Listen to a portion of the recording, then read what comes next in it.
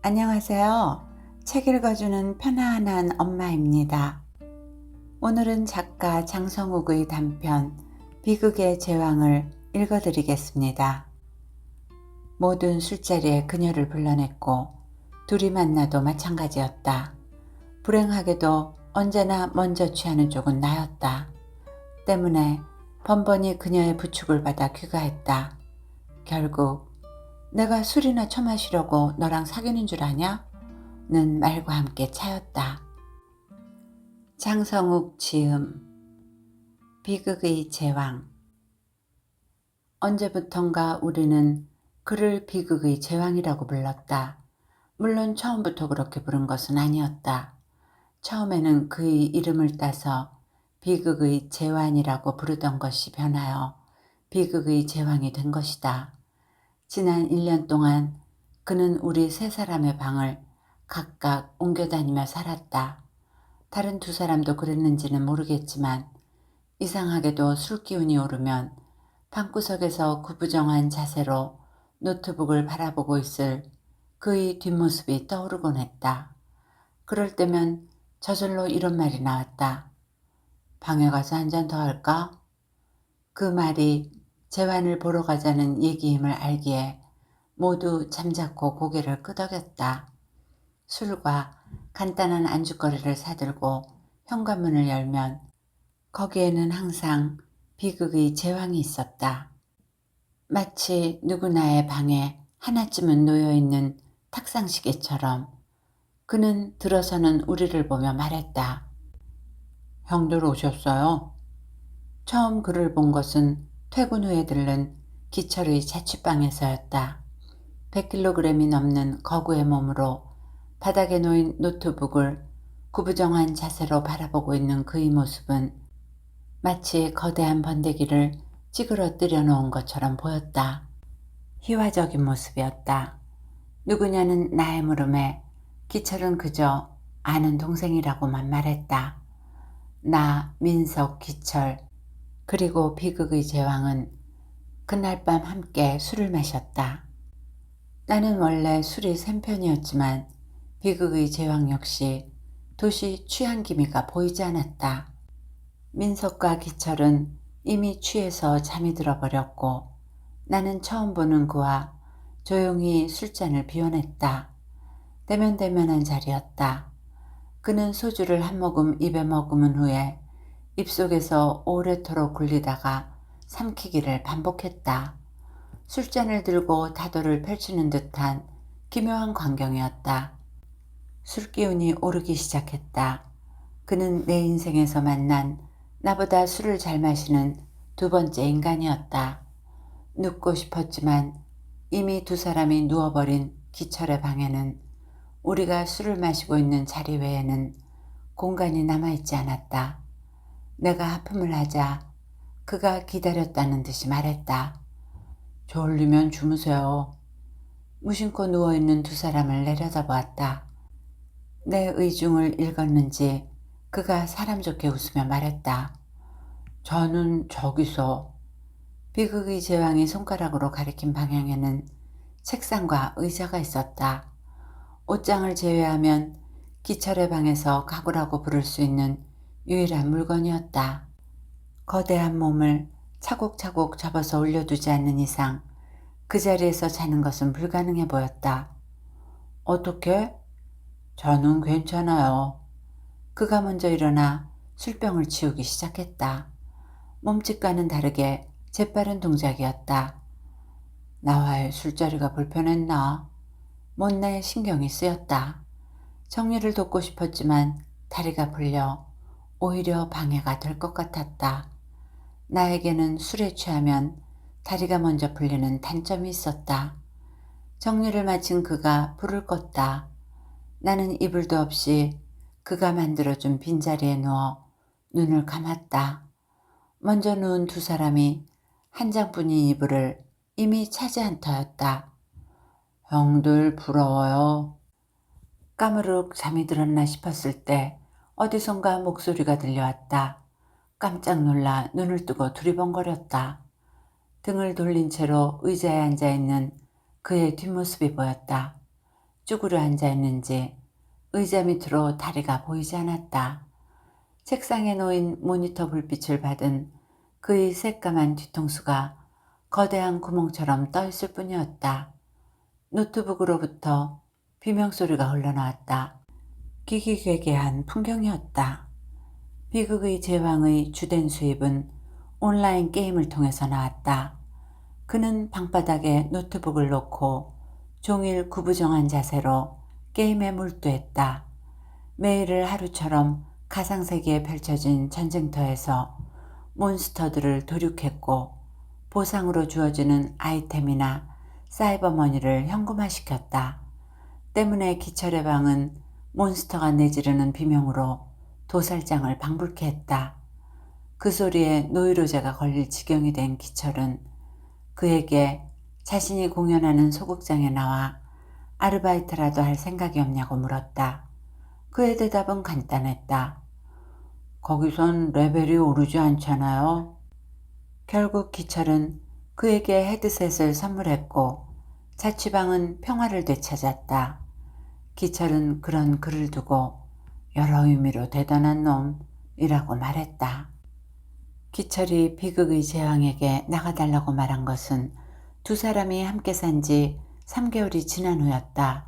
이유는 간단했다. 새로운 여자가 생긴 것이다.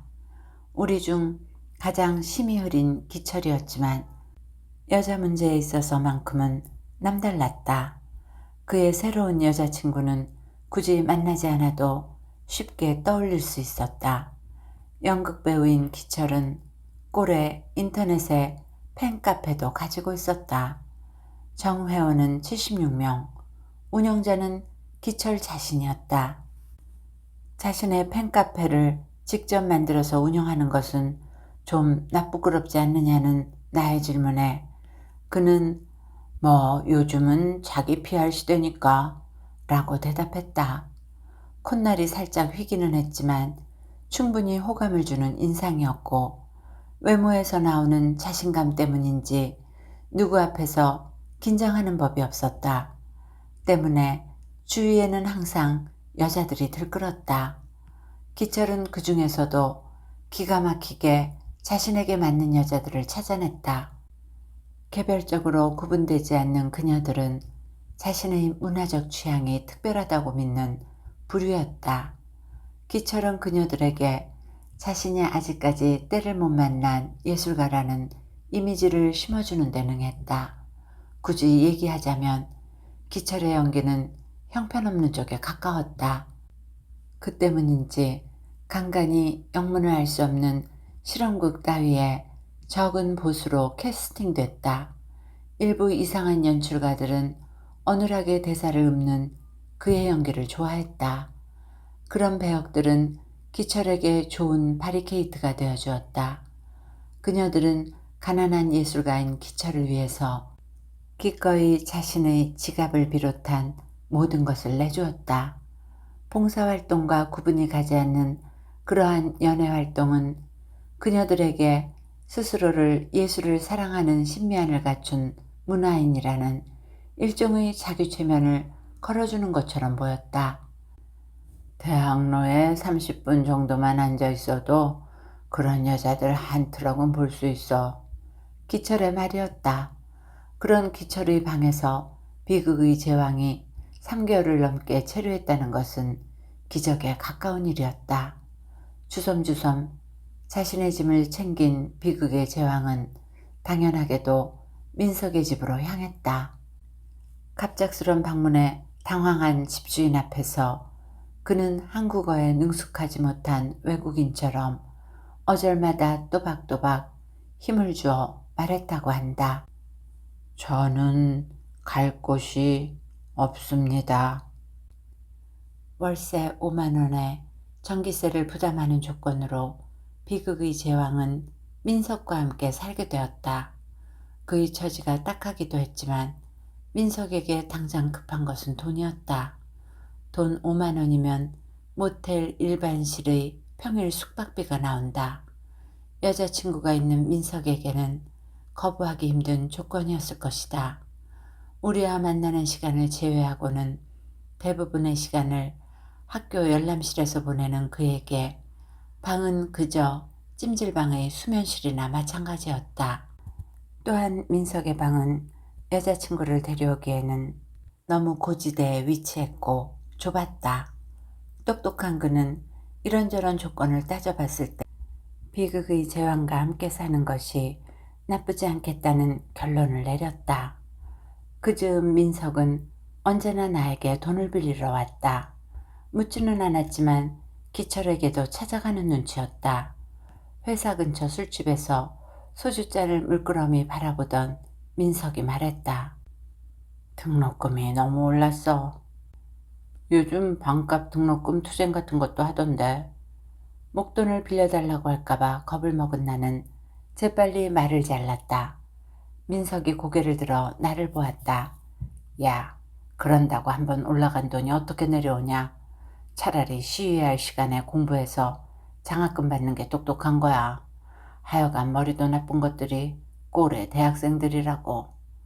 말을 채 마치지도 않고 민석은 혀를 찼다. 어차피 졸업을 한 나와는 상관없는 얘기이기에 나는 그저 고개를 끄덕였다. 너 돈 좀 있냐? 지갑에서 5만 원짜리 지폐 2장을 꺼내 그에게 내밀었다. 민석은 고맙다는 말도 없이 돈을 받았다. 인사를 바라고 빌려준 것은 아니었다. 돈을 받은 그는 두 손으로 지폐를 들어 어두운 조명 아래에 비춰본 후에 주머니에 구겨 넣었다. 개천에서 용이 날 수도 있다고 믿는 자 특유의 거만함이 깃든 동작이었다. 그런 태도가 별로 부럽지는 않았다. 내가 부러운 것은 그의 여자친구였다. 어떻게 말주변도 없고 외모도 나보다 못생긴 나는 그가 절대로 나보다 잘생겼다고 생각하지 않는다. 그런 민석이 그렇게 예쁜 애인을 사귀게 되었을까? 그의 여자친구는 우리보다 한 살이 어린 25살이었으며 명문대를 다니는 민석보다 한 학번 후배지만 이미 졸업을 해서 대기업에 취직을 한 상태였다. 나는 민석을 볼 때마다 졸업을 한 뒤에 자신의 스펙을 배경으로 좋은 회사에 취직하고 예쁜 후배와 결혼을 하게 될 그의 남은 인생이 드라마처럼 떠올랐다. 혹시라도 그가 용이 된다면 나에게 돈을 10배로 갚을지도 모르는 일이었고 어쩌면 미래의 아내가 되었을 그의 여자친구가 소개팅이라도 시켜줄지도 모른다는 기대감이 있었다. 뭐 다 쓸모없는 일이 됐지만 고지대에 위치한 더럽게 좁은 민석의 방은 일단 들어가면 밤새도록 술을 마셔야 했다.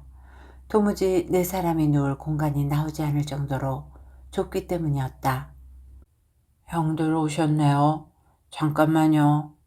우리가 방에 들어서자 비극의 제왕은 네 사람이 앉을 자리를 마련하기 위해 노트북을 자신의 무릎 위에 올려두었다. 마치 옛날 일본에 있었다던 고문 방법을 연상시키는 모습이었다. 다행히 노트북은 대리석만큼 무겁지 않았다. 지지부지하던 술자리의 대화는 자연스레 그제까지 많은 대화를 나누어 보지 못한 비극의 제왕에게 초점이 맞춰졌다. 기철의 새로 바뀐 여자친구나 민석이 다니는 학교 이야기 혹은 나의 직장 생활에 대한 불평 따위는 이미 지겨운 화제였다. 비극의 제왕은 자신이 먼저 말을 꺼내는 법 없이 우리의 질문에 충실하게 대답했다. 그리고 그날의 대화 이후에 우리는 그를 비극의 재환이라고 불렀다. 재환은 편모스라에서 자랐다. 하지만 그의 모친은 민석의 어머니처럼 근근히 가정을 꾸리기보다는 재혼을 하는 방법을 선택했다. 때문에 집으로 들어가는 일이 점점 줄었고 결국 제대 후부터는 아예 발길을 끊게 되었다.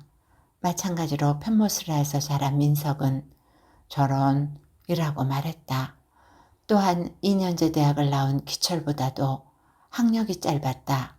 물론 집안 사정도 있었지만 그보다도 공부를 못한 이유가 더 컸다. 기철은 이런 이라고 말하며 고개를 내저었다. 가장 행복했을 때를 묻는 질문에는 망설임 없이 군대라고 대답했다. 부대에서는 먹여주고 재워주잖아요. 게다가 가만히 있어도 계급까지 오르고. 그 말에 우리 중 유일한 현역병이었던 기철이 말했다. 미친 거 아니야? 여자는 한 번도 사귀어 본 적이 없었는데 이유는 돈이 들어서였다. 그에게는 노트북이 있었다. 인터넷에 접속만 하면 수많은 여자들이 자신을 위해 벗고 있는데 굳이 돈을 써가며 여자를 만날 이유가 뭐냐고 되물었다. 세상에나. 우리는 한마음 한뜻으로 소리쳤다. 분위기가 점점 숙연해졌다. 그를 위해 무엇이든 해야 될 분위기였다. 에이, 형들 괜찮아요. 그가 정말 괜찮게 웃었다. 군대 얘기가 마음을 움직인 걸까? 기철이 자리에서 일어났다. 답답하다. 나이트 나가자. 좁은 방이 답답하다는 말인지 비극의 제왕이 답답하다는 소리인지 구분이 가지 않았다. 나이트? 나이트. 클럽이 아니고? 아니, 이 경우엔 나이트야. 다녀오세요. 너도. 저도요? 그래, 너도. 우리 셋은 그를 데리고 나이트로 향했다. 기철은 잘생긴 외모와 특유의 언변으로 어느새 여자들을 홀렸으며 민석은 자신이 자주 가던 싸고 깔끔한 모텔을 소개시켜 주었다. 나는 술값과 모텔비를 내주었다. 어째서 기철의 몫까지 내줬는지는 잘 모르겠다고 모텔촌으로 향하는 기철과 비극의 제왕의 등을 바라보며 생각했다. 괜찮겠지? 나의 물음에 민석은 만족스럽게 고개를 끄덕였다. 그가 가진 비극의 양을 조금이라도 줄여준 것 같아 뿌듯했다. 저런 인생도 있구나.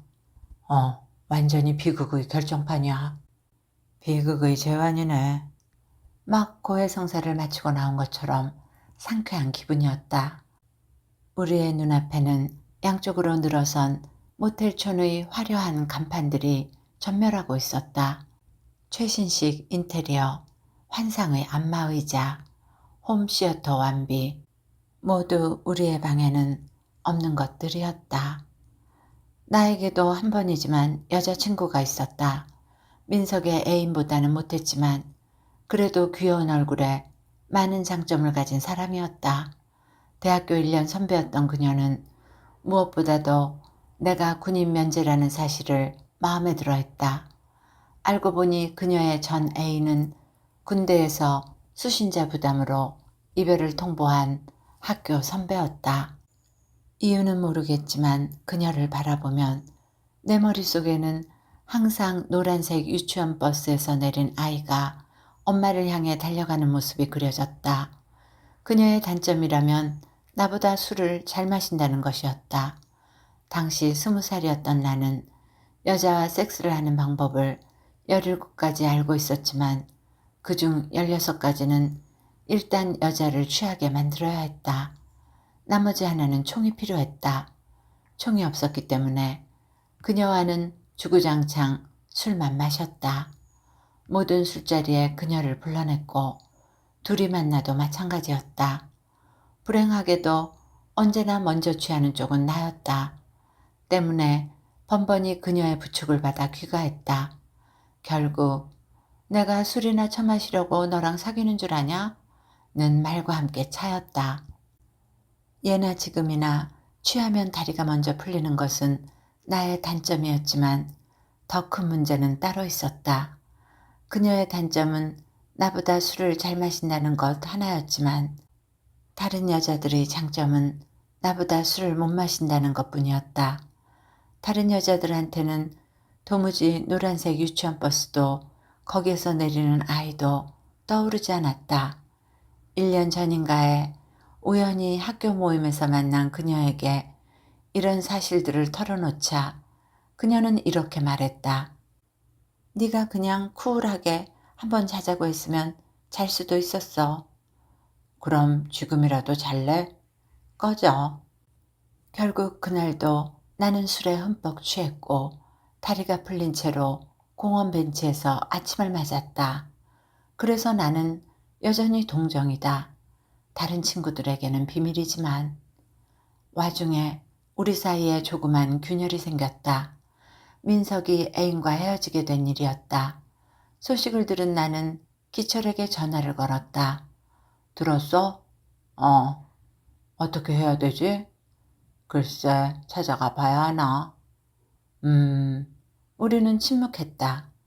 일단 두고 보자. 그래. 전화는 거기서 끊겼다. 일단 두고 보자고는 했지만 나는 민석에게 연락하지 않았다.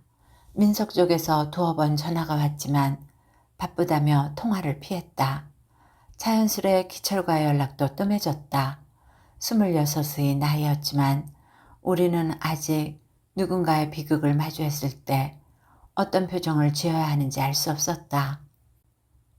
지겨워. 다 지겨워. 민석이 애인에게 들은 마지막 말이었다. 이유는 간단했다. 연애에는 돈이 든다.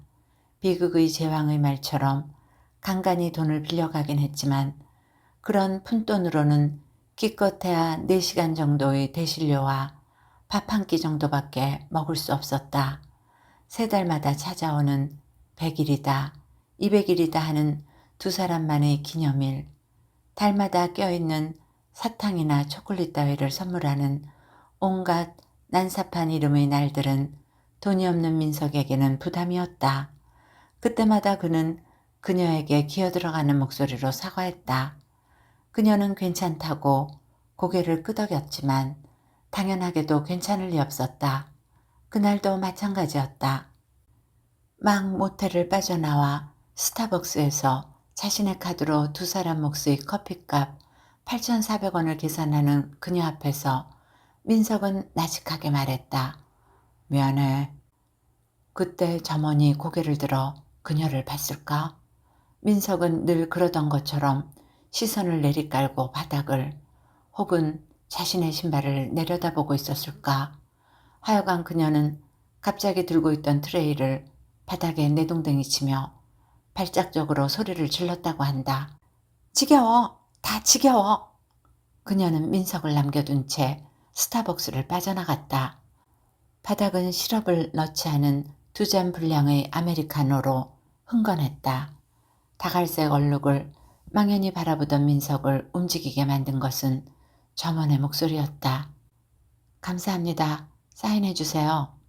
사인을 하고 집으로 돌아와 있던 일에 대해 하소연하는 민석에게 비극의 제왕은 이렇게 말했다.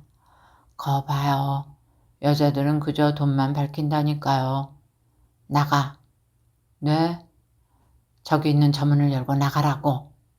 비극의 제왕은 당시 민석의 목소리를 이렇게 회상했다. 말도 마세요. 진짜 무슨 로봇같이 말했다니까요. 초인종 소리에 문을 열자 복도에는 비극의 제왕이 서 있었다. 등에는 거대한 등산용 배낭을 지고 있었고 왼쪽 어깨에 노트북 가방이 대롱대롱 매달려 있었다. 공동 현관의 비밀번호는 어떻게 누르고 들어왔지? 하는 의문이 들었다. 저 잠시 동안만 재워주세요. 그는 마치 나라면 분명히 응할 것이라는 투로 담담하게 말하고는 이마에 맺혀있던 땀을 닦았다. 무늬 없는 회색 반팔 티셔츠의 가슴 부분이 흥건하게 젖어 있었다. 얼룩을 바라보던 나는 무심코 고개를 끄덕였다. 도무지 그 집에서는 일을 할 수가 없어서요. 그가 마치 피곤해 절은 샐러리맨처럼 말하며 등에 지고 있던 배낭을 바닥에 내려놓았다. 쿵! 배낭은 짙은 무게감이 느껴지는 소리와 함께 바닥으로 떨어졌다. 호기심에 들어보려고 했지만 만만한 무게가 아니었다. 엄청난 무게네. 내가 중얼거리자 그가 배낭을 발로 툭툭 차며 무심하게 말했다. 그럼요. 이게 제 전부인걸요. 안에 무엇이 들었는지 짐작조차 가지 않았다. 한쪽 구석으로 치워. 거치적거리잖아. 그는 말없이 나를 바라보다가 배낭을 한 구석으로 옮겼다. 그러고는 마치 예의 바른 세입자의 도리를 다하겠다는 듯 물었다. 이 방에서 지켜야 할 것이 있나요? 나는 방에서 음식을 먹지 않는다. 방 안에서 음식 냄새가 풍기는 것을 견딜 수가 없기 때문이다. 내 방에는 취사도구는 물론이고 냉장고조차 없었다. 비극의 제왕은 내 말을 듣고는 새삼 방 안을 두리번거렸다. 적잖이 당황하는 눈치였다. 나는 둘째 손가락으로 방바닥을 가리키며 말했다. 필요한 것이 있으면 1층 편의점에서 사오면 돼. 라면이 먹고 싶으면 거기서 물을 부어가지고 올라오면 되는 거야. 음료수나 물도 마찬가지고. 내 방에 살고 싶으면 집에서 무엇을 해먹겠다는 생각은 하지 마. 세상에. 하여간 예의 바른 동거인이었던 비극의 제왕은 그 원칙만은 철저하게 지켰다. 나는 아직도 그때 방에서 자위를 하지 말라고 하지 않았던 것을 후회하고 있다. 외근을 하고 일찍 퇴근한 날이었다. 현관문을 열자 하반신을 발가벗은 채로 노트북 화면에 열중하고 있는 뒷모습이 보였다. 난감한 상황이었다. 그는 내가 들어온 것도 모른 채로 행위에 열중하고 있었다. 커다랗게 불어놓은 풍선에서 바람이 조금씩 빠지는 듯한 신음소리와 함께였다. 오른쪽 어깨가 빠르게 들썩이고 있었다. 혹시라도 내가 건드는 시점에서 사정이 이루어지면 어떻게 한담. 두 사람 모두에게 정신적 외상으로 남지 않을까. 그런 생각을 하니 도무지 주의를 끌 용기가 나지 않았다. 그의 등 너머로 언뜻 보이는 노트북 화면 안에서는 국적을 알 수 없는 여자가 한껏 입을 벌린 채 괴로운 표정을 짓고 있었다. 용기를 내서 헛기침을 했지만 헤드셋 때문인지 반응은 돌아오지 않았다. 나는 그의 등을 바라보며 여러 가지 생각을 했다. 내가 없는 방에서 항상 자위를 해왔을까? 그러고 보니 나도 쟤가 들어오고 나서 하지 않았네. 쟤는 노트북 없이 어떻게 살까? 기철이나 민석의 방에서도 자위를 했을까? 그렇다면 그네들은 이 사실을 알고 있었을까? 도대체 기철은 어째서 그에게 헤드셋을 선물해 이런 사단을 만들까? 아니 근데 도대체 언제 끝나는 거야? 화를 낼까 웃어버릴까 생각하는 찰나에 그가 받은 한숨을 뱉어냈다. 나는 몸을 굳힌 채로 그가 나를 발견해 주기를 기다렸다. 그의 어깨가 느릿느릿 나를 향해 돌아갔다. 입가에 만족스러운 웃음이 걸려 있었다. 내가 어떤 표정이었는지는 모르겠지만 나를 발견한 그의 얼굴에서 웃음기가 빠르게 증발했다. 깍! 새된 비명과 함께 그가 자리에서 일어났다. 그 바람에 머리에 씌어져 있던 헤드셋이 딸려가며 연결 단자가 빠졌다. 여자는 일본인이었다. 신음의 홍수 속에서 나는 물끄러미 그의 고추를 바라보았다. 복용을 하지 않았기 때문일까? 누가 뭐래도 그건 성기도 아니고 자지도 아니고 젖도 아니었다. 말 그대로 고추였다. 세상에는 고추라고밖에 표현할 수 없는 생식기가 있다는 사실을 나는 그때 처음 알았다. 겨우 거기에서 눈을 떼고 비극의 제왕을 바라보았다. 그의 이마에도 땀이 맺혀 있었다. 죄송해요. 그날 나이트에 다녀온 후로 자꾸 여자 몸이 눈앞에 아른거려서. 그가 사과했다. 거참 큰일이네. 원래 처음 하면 다 그래. 일단 뭐 좀 입지 않으련? 그가 주섬주섬 자신의 팬티를 한 손으로 끌어올리며 다른 손으로는 동영상을 껐다. 동영상을 끄는 것보다는 휴지를 이용해 자신의 고추를 닦았으면 좋겠다는 생각이 들었다. 파란색 사각 팬티의 일정 부분이 점점 짙은 남색으로 물들고 있었다. 꼬르륵. 그때 소리가 들려왔다. 때를 가리지 않고 찾아오는 생리적인 현상이었지만 그가 엄청나게 배고프다는 사실을 충분히 짐작할 수 있었다. 배고프니? 나의 입에서는 겨우 그런 말만 나왔다. 타인의 자위와 배고픔을 동시에 마주쳤을 때 대처법은 어디에도 나와 있지 않았으니까 이상하게 미안한 마음이 들었다. 점심 안 먹어서요. 왜? 이 동네는 밥값이 너무 비싸요. 컵라면으론 배도 안 부르고 그럼 가끔 우리 회사에 들러. 3,000원이야. 창문 열어. 환기 좀 시키자. 그 후로 비극의 재앙을 생각할 때면 항상 그의 고추가 떠올랐다. 물론 그의 얼굴을 봐도 마찬가지였다. 문제는 그가 매일같이 사내 식당으로 밥을 먹으러 온다는 사실이었다. 경험해보지 않은 사람은 모르겠지만 밥을 먹으며 앞에 있는 사람의 생식기를 떠올리는 일은 상당한 인내심을 요구하는 일이다. 게다가 모두 정장에 넥타이 차림으로 조용히 식사를 하는 사내식당이었다. 땀을 뻘뻘 흘리며 육개장 따위를 그릇째 들고 마시는 목이 늘어난 티셔츠를 입은 비극의 제왕은 존재만으로도 이목을 집중시키기에 충분했다.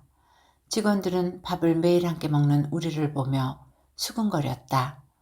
누구냐는 동료들의 물음에 나는 일자리 때문에 집에 잠깐 살고 있는 사촌동생이라고 거짓말했다.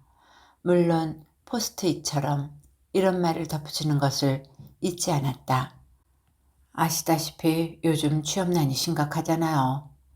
결국 참지 못하고 나는 숟가락을 내려놓았다. 17일째 되는 날이었다. 배 안 고프세요?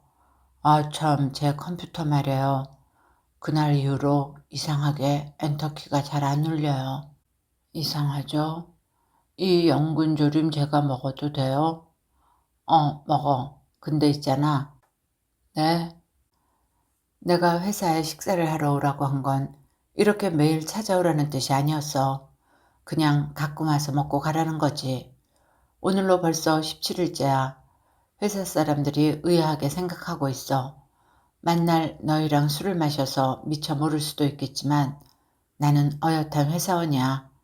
프로페셔널한 샐러리맨이라고. 그런데 그런 공적인 공간에 네가 자꾸만 찾아와서 밥을 먹으면 회사 사람들이 어떻게 생각하겠어. 너도 알겠지만 회사란 곳이 남자와 남자가 17일 동안이나 매일 붙어 앉아서 식사를 하면 온갖 소문들이 다 퍼지기 마련이거든. 차마 이게 다 니놈의 고추 때문이라고 말할 수는 없었다. 내 말을 들은 비극의 제왕은 얌전하게 젓가락을 내려놓았다. 본의 아니게 형한테 배를 끼쳤네요. 죄송해요. 아냐, 이따 집에서 봐. 비극의 제왕이 식판을 들고 자리에서 일어났다. 그것이 내가 본 그의 마지막 모습이었다. 나는 머릿속에 자꾸만 떠오르는 생식기를 애써 무시하며 혼자 식사를 마쳤다. 오랜만에 직장 동료들과 함께 커피를 마시며 담소도 나누었다. 그들은 마치 나의 귀환을 기다렸다는 듯 부쩍 친절하게 대해주었다. 드디어 나의 점심시간이 생식기로부터 해방된 것이다. 일이 터진 것은 퇴근 시간이 가까워서였다. 팀장이 자신의 방으로 나를 호출했다. 생각해봐도 잘못 처리한 일이 없었기에 가벼운 마음으로 노크했다. 부르셨습니까? 이번에 회사에서 공문이 하나 내려왔어. 장기적인 불황 때문에 각 부서별로 인원을 줄였으면 한다는 내용이었네. 팀원들의 의견을 수렴 중인데. 그렇다면 김승범 씨가 좋지 않겠습니까? 김은 나보다 나이가 2살이 많은 갓 들어온 신입이었다. 군대를 가지 않아 남들보다 입사를 조금 빨리 했기에 나이가 많은 신입이 들어오는 것은 흔한 일이었다. 죄책감 따위는 들지 않았다. 일 처리 능력은 형편없었고 지각이 잦았으므로 김이 해고를 당하는 쪽이 이치에 맞았다. 그렇지. 순리대로라면 김승범 사원이지.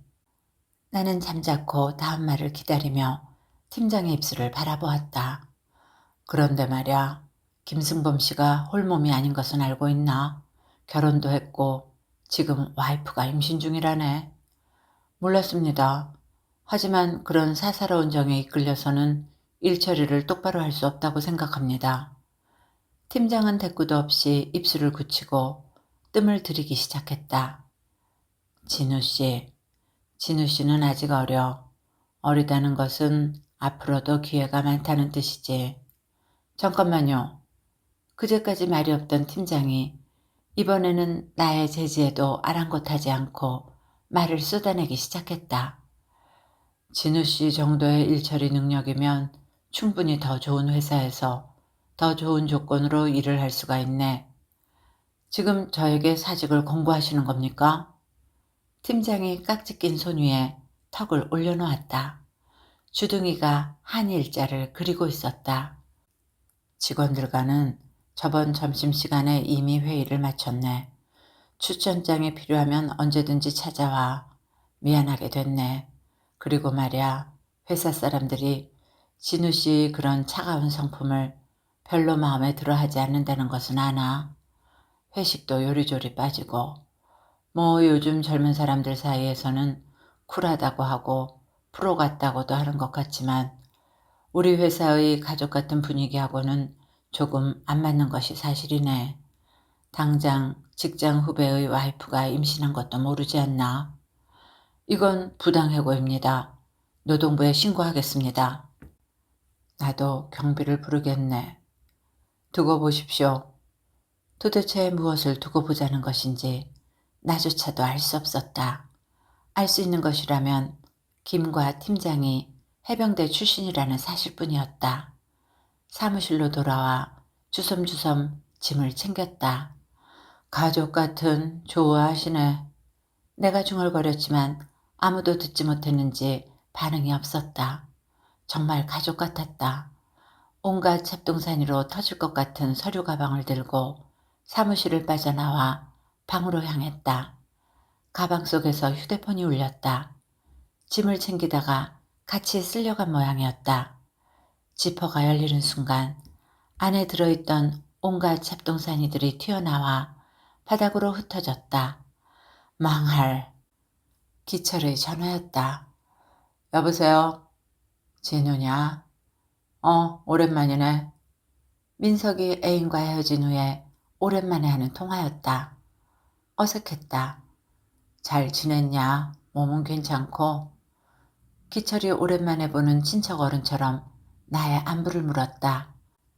5분 전에 회사에서 잘렸다는 소식을 전해야 할까 고민하다가 관뒀다. 그냥 그렇지. 민석인? 질문하는 걸 보니 역시나 연락을 하지 않는 모양이었다. 글쎄, 나도 요즘 일이 바쁘다 보니 연락을 못 해봤네. 너는? 담배를 피우는 듯 수화기 너머로 긴 한숨 소리가 새어나왔다. 나도 요즘 좀 복잡해서 못 해봤어. 장학금 못 받아서 휴학했단 소린 있던데. 다시 침묵이 이어졌다. 딱히 할 말이 없었다. 나는 가방에서 튀어나온 잡동사니들을 바라보며 말했다. 할 말 없으면 끊는다. 내가 지금 좀 바빠서. 잠깐, 진우야. 할 말 있어? 기철은 한참 동안 말이 없었다. 누군가 말을 하기 전에 뜸을 들인다면 안 좋은 소식이 기다리고 있다는 사실을 불과 얼마 전에 깨달은 나는 조바심을 느꼈다. 나 결혼한다. 뭐? 그렇게 됐다. 누구랑? 그날 나이트에서 봤던 여자애가. 어쩌고 어째? 아니다. 일 봐라. 나중에 청첩장 보낼게. 회사로 보내면 되지? 일하느라 바쁘신데 미안. 바쁘신데 미안이라는 말과 함께 전화가 끊어졌다. 나는 휴대폰 액정 화면을 바라보며 다시 전화를 걸까 생각하다가 그냥 놔두었다. 방으로 가서 비극의 제왕에게 이 소식을 전하면 뭐라고 말할까? 임신이라도 시켰나 보네요. 무심하게 대꾸하는 그의 모습이 저절로 떠올랐다. 답답했다. 목을 죄고 있던 넥타이를 풀었지만 여전히 숨이 막혔다. 살이 쪘나? 생각해보면 모두 비극의 제왕 때문이었다. 내 방에서 자유만 하지 않았어도 넥타이로 그의 목이라도 졸라야겠다고 생각하며 느릿하게 내 방 쪽으로 걸음을 옮겼다. 바쁠 일은 아무것도 없었다. 방에 돌아오니 항상 구석에 놓였던 배낭이 보이지 않았다. 노트북 역시 마찬가지였다. 어디에도 그가 다녀간 흔적이 남아있지 않았다. 혹시나 하는 생각에 나는 화장실 문을 열어젖혔다. 세면대에 붙은 거울 속에 금방이라도 울 것 같은 얼굴이 보였다. 나는 얼굴을 보며 조심스레 질문했다. 비극의 제왕은 어디 있는가? 이내 마음이 불편해졌다. 이야기는 여기까지입니다. 어느 시절에나 젊음은 시행착오와 고뇌 속에서 성장해 나가는 것이 아닌가 하는 생각이 듭니다. 좋은 시간이 되셨기를 바라며 오늘도 행복하세요.